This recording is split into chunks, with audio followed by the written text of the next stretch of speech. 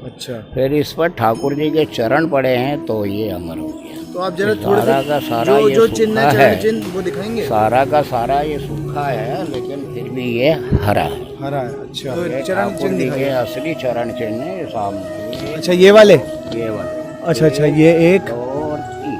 अच्छा ये दो। अच्छा, इसकी जो ये वाली डाली है, ये है तीसरा चरण, जो कृष्ण जी के जहाँ से इन्होंने छलांग लगाई थी।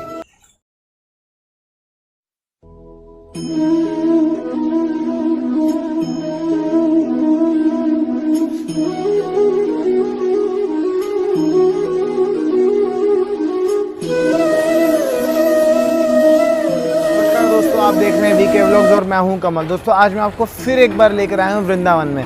दोस्तों वृंदावन के आज मैं आपको एक ऐसे मंदिर में लेके आया हूं जहां पे कृष्ण जी ने अपने बालपन की बहुत सुंदर लीला की थी। दोस्तों ये लीला आपने अपने जीवन में कभी ना कभी एक ना एक बार सुनी होगी या कहीं देखी होगी।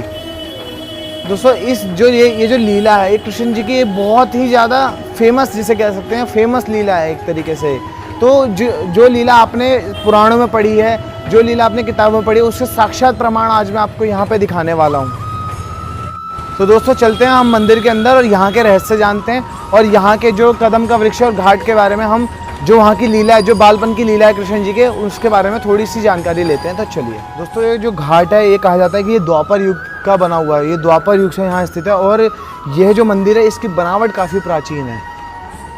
तो दोस्तों हम यहाँ के महंत जी से बात करते हैं और जानते हैं यहाँ की लीला के बारे में, और यहाँ की जो रहस्य हैं उसके बारे में, और यहाँ की जो बालपन की कथा है उसके बारे में। तो चलिए बात करते हैं हम यहाँ के महंत। दोस्तों हम जुड़ गए हैं यहाँ पे जो यहाँ की सेवा करते हैं, जो यहाँ के देख रेख करते हैं, उनके साथ हम जुड़ गए हैं। तो वो उनसे हम आगे की जानकारी लेते हैं कि यहाँ पे कैसी क्या लीला हुई थी। तो आपका नाम क्या है? भागीरथ शर्मा नाम है। तो आइए हम जानते हैं इनसे जो ये घाट के और काली देव के बारे में जो जानकारी है उसके बारे में थोड़ी सी कथा जानते हैं। ना कोई ये वृंदावन शहर का नाम है ना गांव का नाम है। वृंदा कहते हैं तुलसी को, वन कहते हैं जंगल को। ये सारा ही तुलसी का जंगल रहा। ये सामने कदम का वृक्ष देख रहे हो, ये वही प्राचीन चीज़ है। बाकी जिस पे आप खड़े हुए हो, ये रजवाड़े का घाट बना हुआ राजा का। जैसे राजा यहाँ यमुना किनारे आते थे, अपना स्नान किया, 2-4-10 दिन इधर उधर टहले टूले, वो अपने अपनी जगह बना के जाते थे। इस ये घाट जो देख रहे हो, ये वही घाट है प्राचीन काली देव का। यहाँ सौरभ ऋषि नाम के मुनि तपस्या करते थे जब प्राचीन काल में, आज नहीं प्राचीन काल में। तो यहाँ पर गरुण देव सबसे पहले अमृत कलश लेके आए, तो यही वृक्ष है जिस पर उन्होंने टांगा था। अच्छा, यहीं पे रखा था इसी वृक्ष पर। ये पूरे यूरोप के अंदर कहीं नहीं है, जो कि ये जो चीज़ है सबसे प्राचीन यही चीज़ है। कुछ बूंदें छलक कर इस वृक्ष पर पड़ी तो ये अमर हो गया। अच्छा, ये वाला यहाँ पर जो ऋषि जो अपनी तपस्या करते थे, तो वहाँ यह गरुण जब आए थे तो गरुण देव यहाँ मछलियाँ खाने लगे। अच्छा, मछलियाँ खाने मछली, गरुण पक्षी होता है, विष्णु का वाहन है। वो जब यहाँ पर वो हत्याएं करने लगा, ऋषि की आँख खुली तो उन्होंने श्राप दिया कि अगर तू यहाँ यमुना तट पर आएगा तो तेरे ये पंख नष्ट हो जाएंगे। अच्छा, श्राप दिया। तो एक कालिया को पता लगा, रमनदीप में कालिया का और गरुण का वैर था। यहाँ आके, क्योंकि ऋषि के श्राप बस गरुण यहाँ नहीं आएगा, तो यहीं बच सकता है। अच्छा, यहाँ आके उसने घर बना लिया अपना, तो उसका नाम पड़ गया काली दय। तो आप विषैला वो इतना हो गया कि अगर पक्षी ऊपर से उड़ के जा रहा है तो भी नीचे गिरेगा, और किसी पशु ने बराबर में सांस भी ले लिया, पानी पीने की तो अलग चीज़ है, सांस भी ले लिया, तो उसका भी राम नाम सत्य हो गया। द्वापर में ठाकुर जी ने जन्म लिया, मथुरा में पहुँचे गोकुल। 5 साल की अवस्था में यहाँ पर अपनी गाय चराने के लिए वो आए। उन्होंने जब ये मकान दुकान या कुछ नहीं था, अपनी गेंद लीला खेली इस कालिया का उद्धार करने के लिए। तो गेंद इस दह के अंदर डाली, जो उनका दोस्त था मनसुख, उसकी वो गेंद थी। मनसुख कहने लगा, मुझे कन्हैया मेरी गेंद ला के दे। अच्छा, भाई दूसरी ले लेना, बोला दूसरी नहीं, मेरी वही गेंद मुझे चाहिए। तो कन्हैया इस वृक्ष पर चढ़े, वृक्ष से नीचे यमुना में कूदे। 3 दिन 3 रात कालिया का युद्ध हुआ ठाकुर जी के साथ में। 3 दिन तक 3 दिन 3 रात लगातार। अच्छा, जब युद्ध हुआ, जब कालिया परास्त हुआ, अच्छा, तो ठाकुर जी से ये नाग पत्नियां हाथ जोड़कर प्रार्थना करती हैं कि हमारे प्रभु को छोड़ दो, मारो नहीं। और मैं इसको मारूंगा नहीं, यहाँ से इसको निकल के जाना होगा।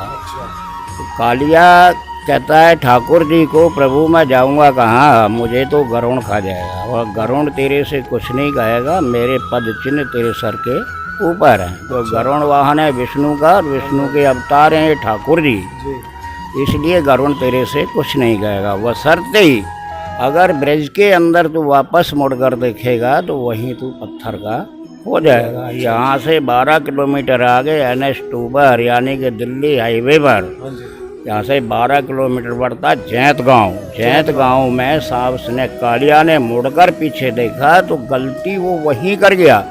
तो वो ब्रज में आता है, वो वहीं आज पत्थर का बना पड़ा है। अच्छा, आज भी वहीं है? आज भी वहीं है। तो वहाँ पर उसका तालाब बना हुआ है, पूरा पानी भरोगे तो भी 1 फीट नज़र आएगा, खाली कर दोगे तो भी 1 ही फीट नज़र आएगा, और 100 फीट तक खोद के अंग्रेजों ने देख लिया तो वो 1 ही फीट रहता है। असली कालिया का मुंह वहाँ है, फन है यहाँ। ये ठाकुर जी की अपनी लीला है, 5 साल की, 11 साल यहाँ ब्रज में वो रहे। कंस का वध करने के पश्चात चले गए यहाँ से द्वारका, जो गुजरात में पड़ती है। उन्होंने बीचों बीच समुद्र में अपनी द्वारका बसाई। 125 साल स्वयं प्रभु धरातल पर रहे हैं। 125 साल के बाद जब अंतर ध्यान हुए तो द्वारका भी समुद्र में चली गई। ये ठाकुर जी की यहाँ की लीला है। तो दोस्तों अब हम आगे की जानकारी, कदम का वृक्ष, जो कदम का वृक्ष है इसकी भी काफ़ी मान्यता है। कहा जाता है ये भी उसी युग का है, द्वापर युग से ही यहाँ पे है। तो हम इसके बारे में भी थोड़ी सी जानकारी लेते हैं। तो आइए, यहाँ जो अमृत कलश रखा हुआ है ये गरुड़ देव लेकर यहाँ पर आए थे। वृंदावन में ही सबसे पहले वो अमृत कलश आया। तो कुछ बूंदें छलक कर इस वृक्ष पर पड़ी तो ये अमर हो गया।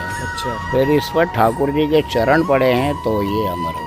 तो आप जरा थोड़ा सारा का सारा जो चिन्ह है, वो दिखाएंगे। सारा का सारा ये सूखा है, लेकिन फिर भी ये हरा है। हरा है, अच्छा।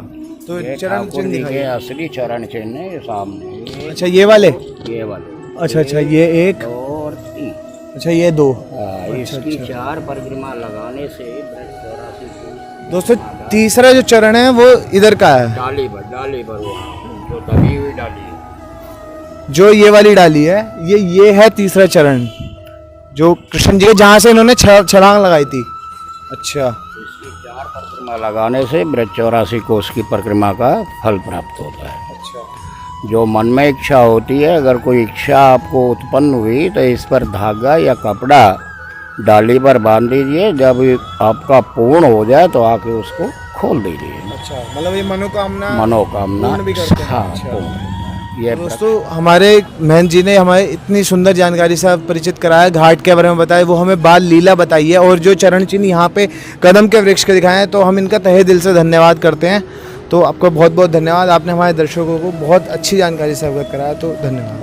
राधे राधे। राधे राधे। धन्यवाद नहीं चलता है, राधे राधे चलता है। तो दोस्तों ये जो कदम का वृक्ष है, मतलब ये बहुत प्राचीन है, तो इसकी जड़ें भी ना बहुत ज़्यादा फैली हुई हैं यहाँ पे। तो देखिए इसकी जड़ें इतनी फैली हुई हैं कि ये यहाँ पे काटा नहीं है। जो यहाँ पे जिन्होंने ये फर्श लगाया है तो उन्होंने काटा नहीं है, जो क्योंकि ये मोटा तना है बहुत ज़्यादा, तो इसलिए यहाँ इसको छोड़ के, मतलब इसकी जड़ इतनी मजबूत है।